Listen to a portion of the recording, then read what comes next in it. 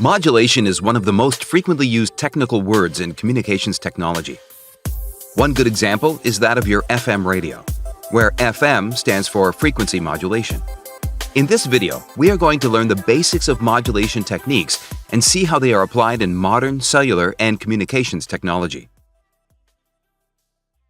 Frequency and wavelength of a wave are inversely connected.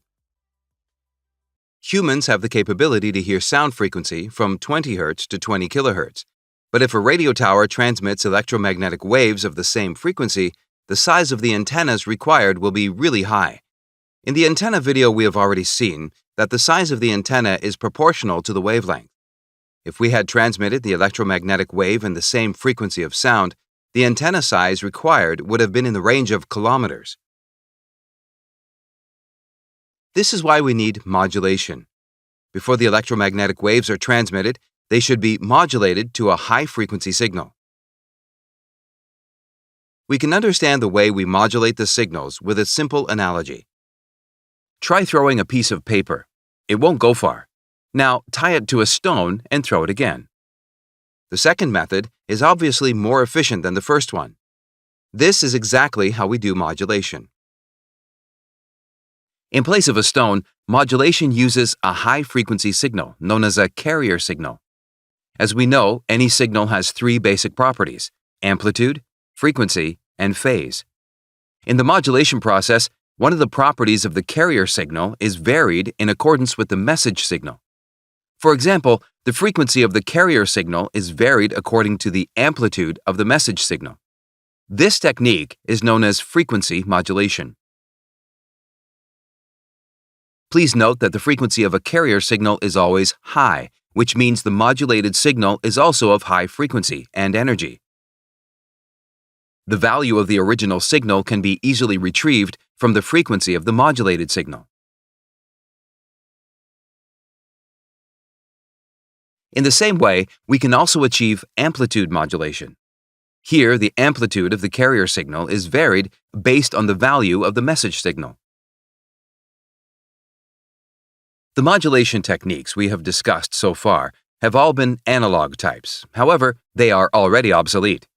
Analog modulation is susceptible to noise, which degrades the quality of signals. And moreover, in today's electronic instruments, all operations are carried out in digital form, where the digital signals are either a 1 or a 0.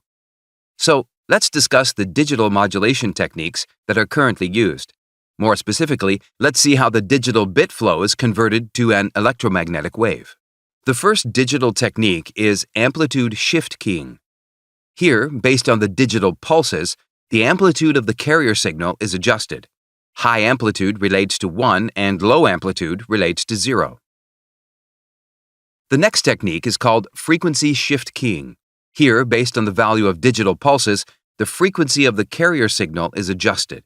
In this case, high frequency relates to 1 and low frequency relates to 0. The third technique is phase shift keying. Here, the phase of the carrier signal is changed by 180 degrees when the digital pulse moves from 1 to 0 or 0 to 1. Telecommunications technology is all about increasing data transfer speed and efficiency. But if you use any of the digital modulation techniques explained previously, you wouldn't get a high data transfer speed.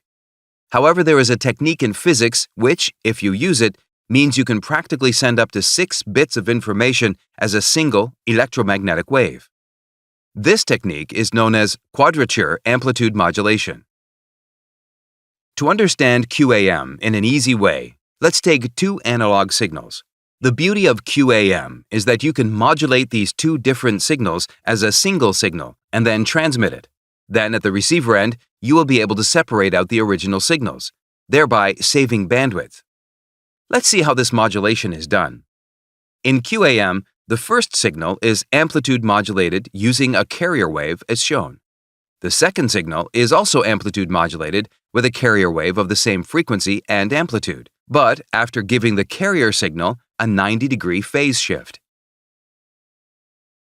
Now, these two modulated signals are mixed together and form a single signal. We call it a multiplexed signal.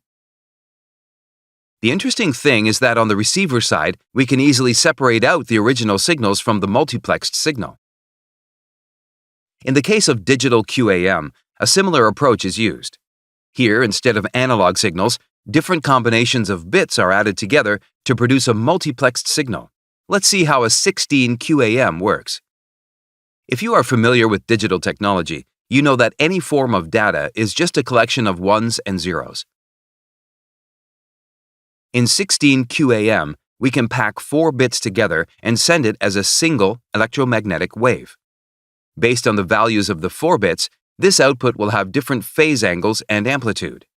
This means the phase angle and amplitude of the multiplexed signal can completely represent 4 bits of data.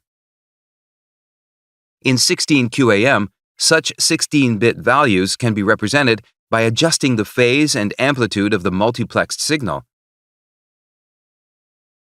And this single multiplexed signal is then used for the transmission. You can see how the different amplitude and phase electromagnetic signals represent various 4 bits of data.